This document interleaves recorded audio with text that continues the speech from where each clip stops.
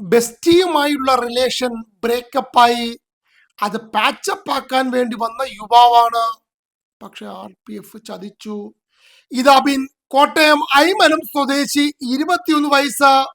വീട്ടുകാർ BBA പഠിക്കാൻ വിട്ടു. പകുതി വഴിയായപ്പോൾ തനിക്ക് പറ്റിയത് ഇതല്ല, ഹോട്ടൽ മാനേജ്മെന്റ് ആണെന്ന് പറഞ്ഞ എറണാകുളത്ത് പഠനം ആരംഭിച്ചു.